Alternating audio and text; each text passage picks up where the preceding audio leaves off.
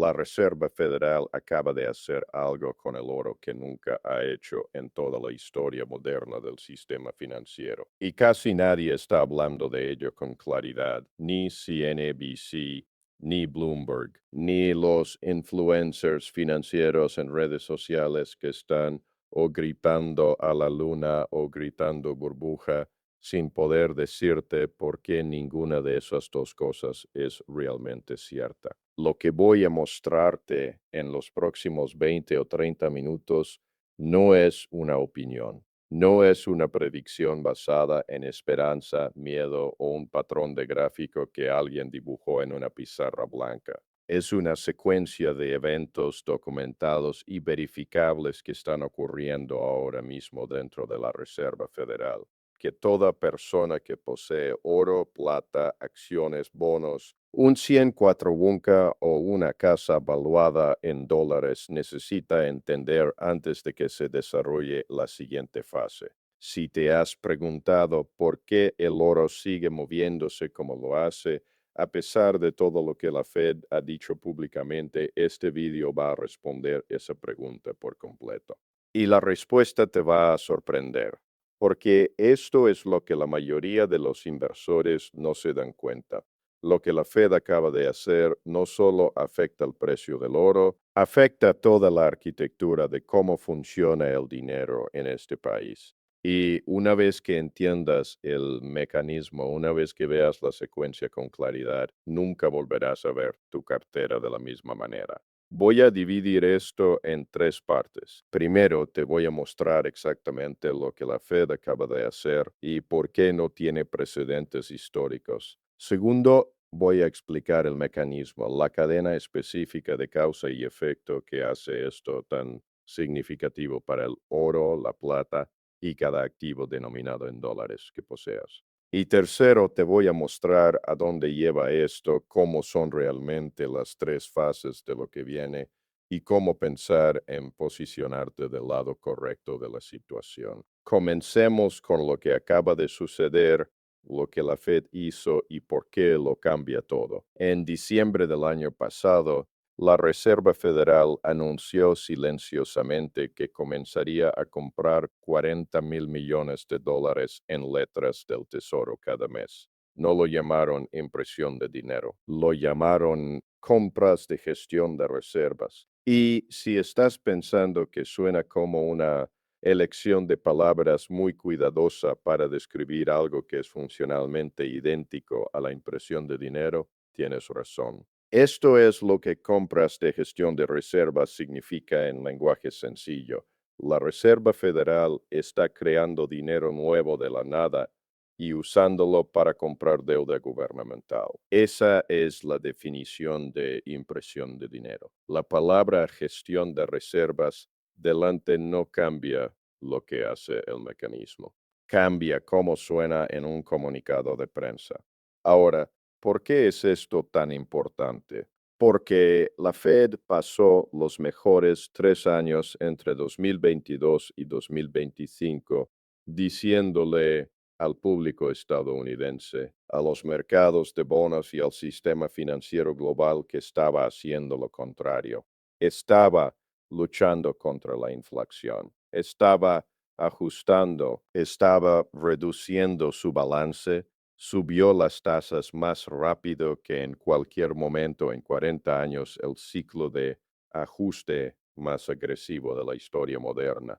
Y ahora, silenciosamente, sin una gran conferencia de prensa, sin el bombo que acompañó a los programas originales de flexibilización cuantitativa, ha comenzado a ir en la otra dirección nuevamente. No porque la lucha contra la inflación esté ganada, no porque la economía esté en gran forma, sino porque las matemáticas de la situación de la deuda de Estados Unidos le han dejado básicamente ninguna otra opción. Déjame mostrarte las matemáticas porque aquí es donde se pone importante. Y quiero ser específico aquí porque los números son el argumento. Esto no es una advertencia vaga sobre que la deuda es mala. Es un problema aritmético concreto que tiene un número finito de soluciones posibles, y los inversores en oro necesitan entender qué solución ha comenzado a elegir la Fed.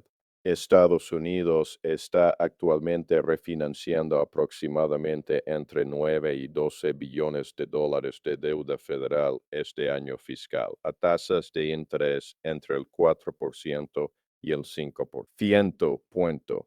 El costo anual de los intereses de la deuda nacional ya ha superado el billón de dólares. Eso es más que todo el presupuesto de defensa gastado solo en pagar intereses sobre dinero que se pidió prestado en años anteriores. La deuda federal total es ahora de 36 billones y subiendo. La Reserva Federal ha reportado aproximadamente 245 mil millones de dólares en pérdidas acumuladas desde 2022. Ahora te preguntarás cómo un banco central que puede literalmente crear su propio dinero pierde dinero. La respuesta es que después de 2008, la Fed comenzó a pagar intereses a los bancos comerciales sobre las reservas que mantienen en la Fed, actualmente a tasas superiores al 4%.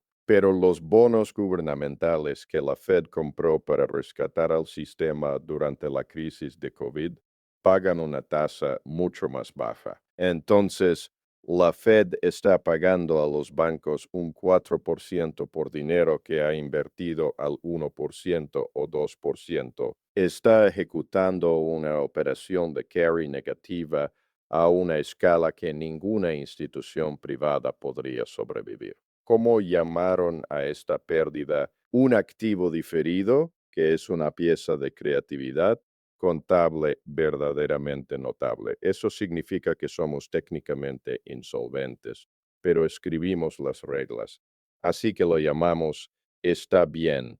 Y luego comenzaron las compras de gestión de reservas, 40,000 millones por mes, creando dinero para comprar deuda para mantener líquido el sistema. Esto es lo que la Fed acaba de hacerle al oro, no en el sentido de que el precio del oro se mueva de inmediato, en el sentido de que la arquitectura monetaria fundamental contra la cual se evalúa el oro ha cambiado. Y cuando ese cambio sea completamente entendido por el mercado en general, el precio del oro lo reflejará. El mecanismo por qué esto no tiene precedentes históricos.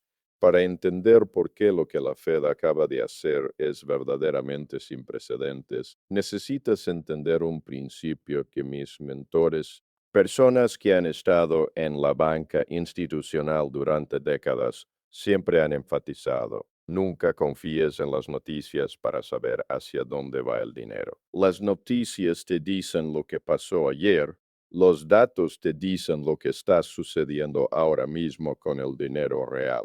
Y esto es lo que los datos nos están diciendo ahora mismo. El oro ha estado en una de las tendencias alcistas más agresivas de su historia moderna. No es un rally suave, no es una apreciación modesta impulsada por compras minoristas o entusiasmo en redes sociales, sino un movimiento parabólico impulsado por los compradores más grandes e institucionalmente sofisticados del sistema financiero global. Los bancos centrales de todo el mundo compraron más de 1,000 toneladas de oro por año durante 3 años consecutivos. Eso es aproximadamente el doble del promedio histórico. No son inversores minoristas, no son traders de momentum, son naciones soberanas reemplazando sistemáticamente activos denominados en dólares con oro físico.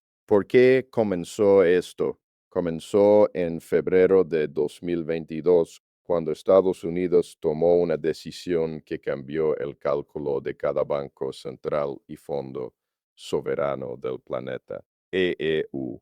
Congeló las reservas de divisas de Rusia, aproximadamente 300,000 millones de dólares en activos que una nación soberana tenía en instituciones financieras occidentales, fueron congelados de la noche a la mañana por una decisión gubernamental. Nadie montó una gran escena pública al respecto, pero a puerta cerrada en los departamentos de tesorería y bancos centrales de todos los países que no son aliados firmes de EI, ocurrió el mismo pensamiento simultáneamente. Si pueden hacerlo con Rusia, pueden hacerlo con nosotros.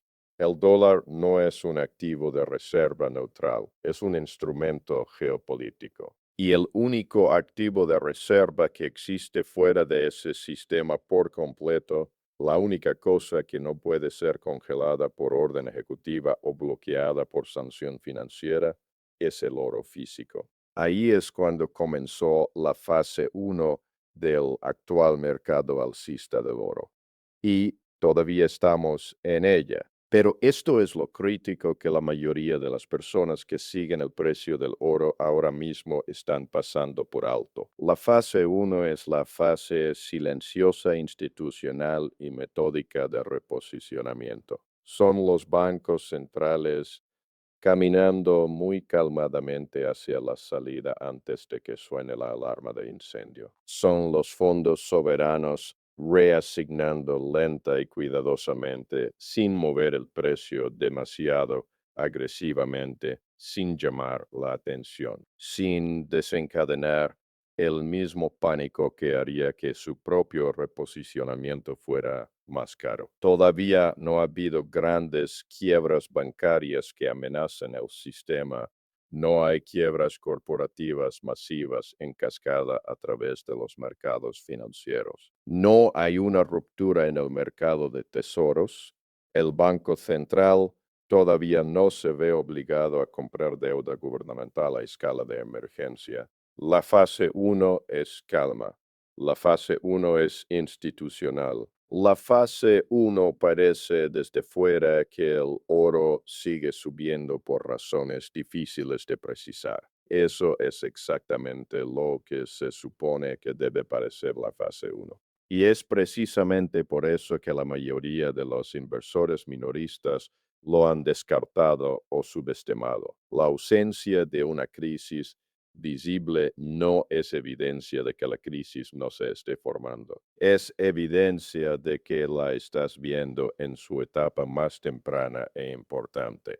La etapa en la que el posicionamiento aún ocurre a precios razonables y las compras de gestión de reservas de la Fed son la primera señal visible de que la fase 2 está comenzando a formarse. Fase 2, cuando la Fed se vuelve impotente. La fase 2 de lo que viene es donde las cosas se vuelven verdaderamente significativas. Y quiero ser preciso sobre qué la impulsa, porque la mayoría de los comentarios que escucharás sobre esto son o demasiado vagos o demasiado sensacionalistas para ser útiles. La fase 2 comienza cuando el mercado se da cuenta de que la Reserva Federal no está eligiendo imprimir dinero, está siendo forzada a hacerlo. Y esa distinción entre elegir y ser forzado lo es todo, porque un banco central que elige imprimir dinero conserva credibilidad.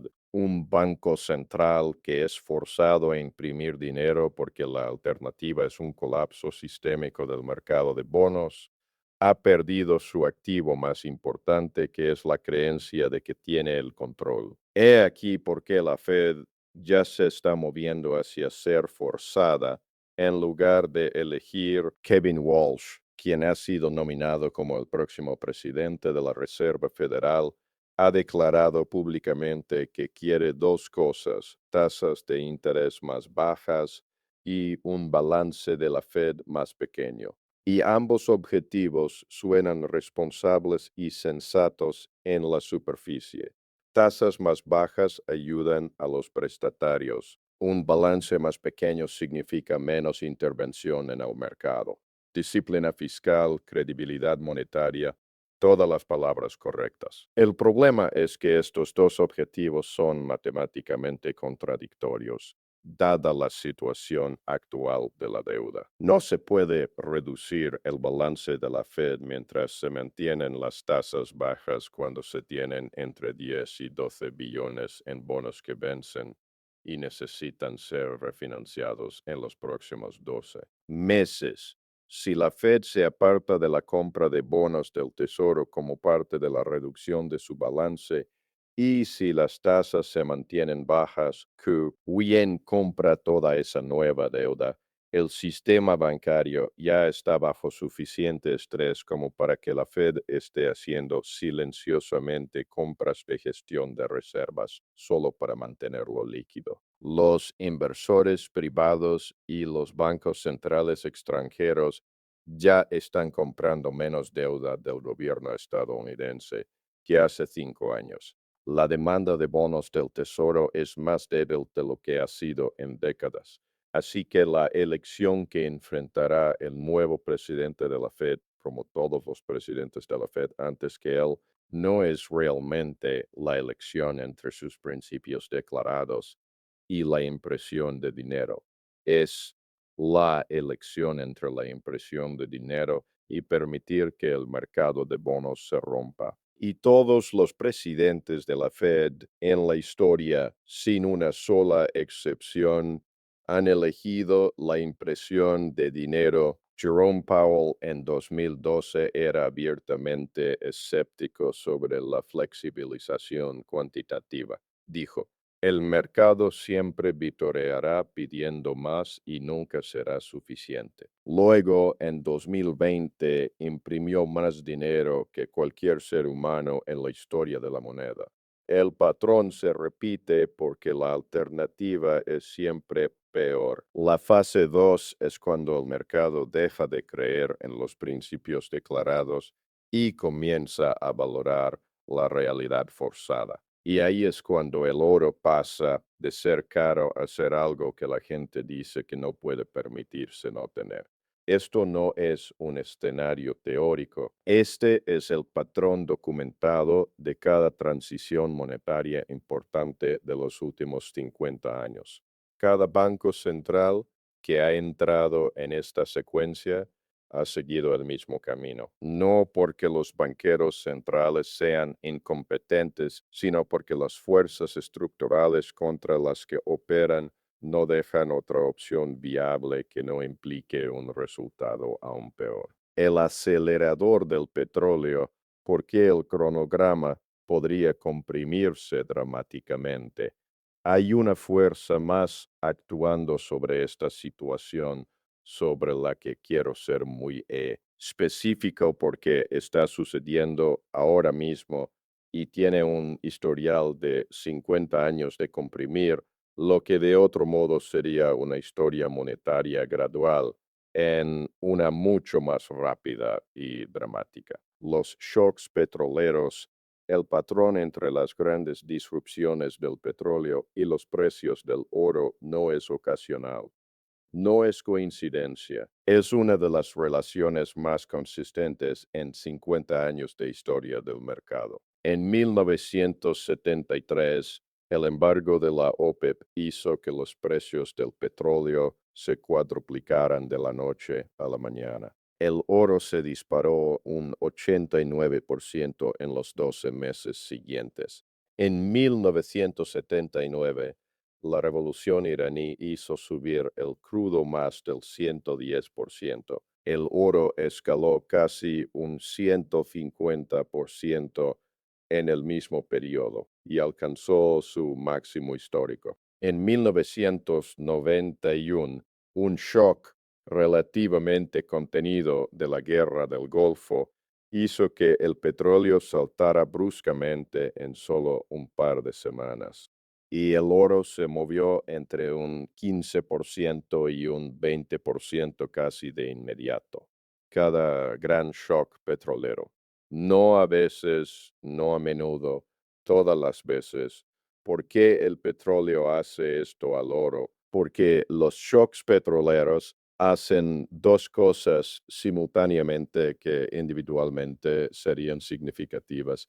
y juntas son abrumadoras. Introducen inflación en la economía de una manera muy difícil de revertir rápidamente para los bancos centrales porque los costos energéticos se filtran en el precio de todo y simultáneamente aumentan la probabilidad de que los bancos centrales no puedan subir las tasas con la suficiente agresividad para combatir esa inflación, porque el mismo shock energético que crea inflación también frena el crecimiento económico y presiona a los gobiernos endeudados y a los sistemas financieros. Esa combinación, inflación incorporada más una autoridad monetaria que no puede responder plenamente, es el entorno preciso en el que el oro se comporta de manera más dramática. No porque el oro sea una simple cobertura contra la inflación, sino porque el oro es una cobertura contra los sistemas monetarios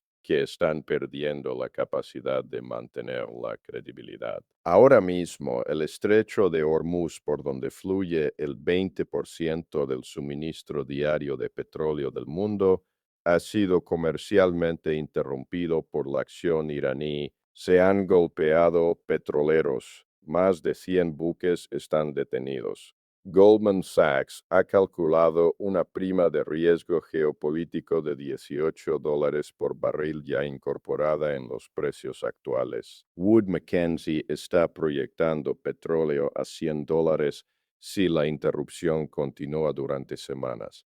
El acelerador del petróleo está activo. El telón de fondo monetario de las compras de gestión de reservas de la Fed está en su lugar. El reposicionamiento estructural de 3 años de compras de oro por parte de los bancos centrales es la base debajo de todo.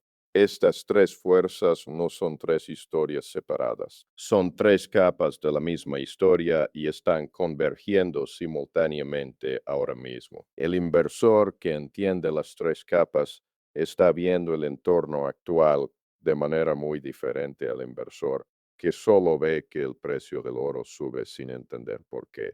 Esa diferencia en el entendimiento es lo que separa a los inversores que mantienen posiciones a través de la volatilidad con confianza de aquellos que venden por pánico exactamente en el momento. Equivocado. Fase 3. El final del juego del que nadie quiere hablar. Quiero ser muy directo sobre la fase 3 porque esta es la parte donde la mayoría de los comentaristas financieros se niegan a entrar porque suena alarmista o van demasiado lejos y la convierten en algo que no es analíticamente útil. La fase 3 no es inminente, no está sucediendo ahora mismo, es un escenario que se desarrolla si las fases 1 y 2 se desarrollan sin una reforma estructural significativa de la situación fiscal de EU. Te estoy mostrando el mapa no para causar pánico, sino para ayudarte a entender el rango completo de lo que es posible porque la preparación informada es lo opuesto al pánico. Los economistas tienen un término para lo que parece la fase 3 en su extremo más extremo, una espiral mortal de deuda gubernamental. Y el mecanismo es sencillo de explicar, aunque las implicaciones sean severas. Tasas de interés más altas por una inflación persistente conducen a mayores pagos de intereses gubernamentales. Pagos de intereses más grandes requieren más endeudamiento. Más endeudamiento significa más bonos emitidos en un mercado que ya está luchando por absorberlos. Una mayor oferta de bonos con una demanda incierta empuja los rendimientos al alza.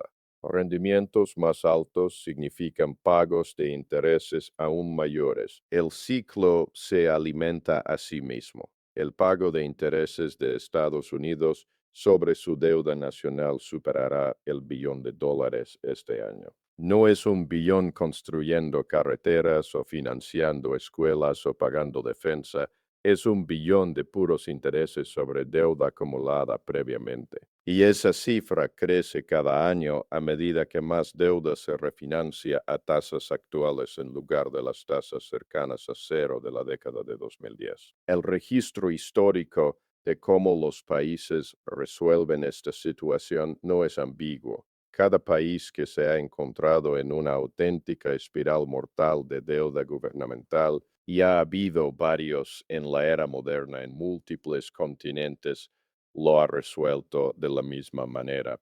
Se instruye al Banco Central a comprar toda la deuda gubernamental que el mercado privado no absorba, lo que expande la oferta monetaria drásticamente y devalúa la moneda. Argentina lo hizo, Turquía lo hizo, Japón ha estado haciendo una versión de esto durante 30 años. Estados Unidos hizo una versión en la década de 1970 y en cada uno de esos episodios, en todos los países, en todas las décadas, los precios del oro subieron sustancialmente más altos. Patrón histórica. Mente consistente al 100%, no porque el oro sea mágico, sino porque el oro es el único activo que queda fuera del sistema de moneda fiduciaria que se está devaluando. La fase 3 es el escenario en el que el movimiento del oro pasa de ser significativo a histórico. No te digo que la fase 3 sea segura, te digo que las condiciones para ella están más desarrolladas ahora mismo que en cualquier momento de los últimos 40 años. Y las compras de gestión de reservas de la Fed son el primer reconocimiento silencioso de que la dirección del viaje ha cambiado. Mineros de oro, la configuración que la mayoría de los inversores están pasando por alto. Hay una anomalía en el mercado del oro actual que merece atención específica porque representa uno de los ejemplos más claros de una desconexión entre el precio y la realidad subyacente que he visto en los últimos años. Las acciones de mineros de oro están en una rentabilidad récord. Cuando el oro se negociaba a 2,000 dólares la onza, un minero con un costo de producción de 1,900 dólares la onza estaba ganando $100 por onza de margen. Hoy, con el oro negociándose a precios que habrían parecido extraordinarios, hace solo unos años, ese mismo minero podría estar ganando 1,000 dólares o más por onza. El oro sube un 50% y el margen del minero no sube un 50%. Sube 10 veces. Ese es el apalancamiento incorporado en las acciones de mineros de oro en relación con el precio del oro. Y sin embargo, el dinero está saliendo de los ETFs de mineros de oro, no entrando. El número de acciones en circulación en el principal ETF de mineros de oro ha disminuido un 20%. El ETF de mineros junior ha visto cerca del 22% de sus acciones rescatadas. El público en general, el inversor minorista, la multitud que impulsa las fases finales de cualquier mercado alcista importante, no ha llegado. Todavía están persiguiendo acciones tecnológicas y narrativas de inteligencia artificial. No han rotado hacia los mineros de oro, a pesar de que los mineros de oro están generando ganancias récord a los precios actuales del oro. Así es como se ven las etapas iniciales de un mercado alcista importante desde adentro. Los fundamentales están muy por delante de la atención pública. El dinero inteligente ya se ha movido. La multitud minorista aún no se ha dado cuenta. Y cuando lo haga, el apalancamiento incorporado en las acciones mineras en relación con el metal subyacente significa que el movimiento en los mineros podría ser sustancialmente mayor que el movimiento en el oro mismo. Esa es la realidad matemática de cómo funciona la economía minera con precios elevados del oro. Los márgenes se expanden más rápido que los ingresos el flujo de caja libre se acelera. Y las instituciones que han estado construyendo posiciones silenciosamente estarán sentadas sobre ganancias que se construyeron durante exactamente el tipo de fase silenciosa en la que estamos ahora mismo. No te digo que compres acciones de mineros de oro a ciegas sin entender los riesgos. La minería es operacionalmente compleja. Las empresas individuales conllevan riesgos idiosincráticos que el precio del oro en sí mismo no conlleva. La debida diligencia y la gestión de riesgos son esenciales, pero la configuración estructural, ganancias récord a los precios actuales del oro combinadas con una base de inversores minoristas que aún no se ha comprometido con el sector, es el tipo de configuración que los inversores institucionales pasan carreras buscando. ¿Qué significa todo esto y qué hacer al respecto? Permíteme reunir esto en algo prácticamente útil, porque entender el panorama macroeconómico solo es valioso si informa decisiones reales. Las compras de gestión de reservas de la Fed no son un pequeño ajuste técnico a las operaciones de balance. Son la primera seña visible de un cambio de dirección monetaria que las matemáticas de la situación de la deuda siempre iban a forzar eventualmente. El momento preciso era incierto. La dirección no lo era.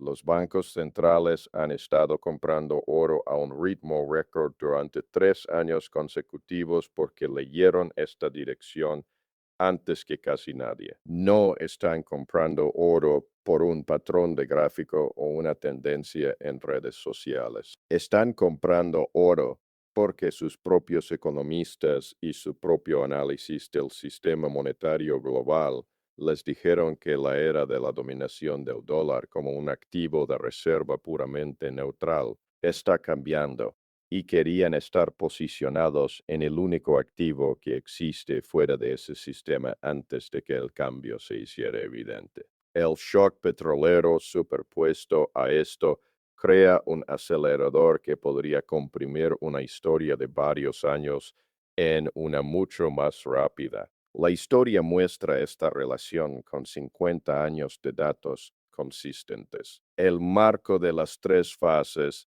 te da una manera de entender dónde estamos y qué viene después sin entrar en pánico ni descartar lo que está sucediendo. La fase 1 todavía está activa. La fase 2 está comenzando a formarse.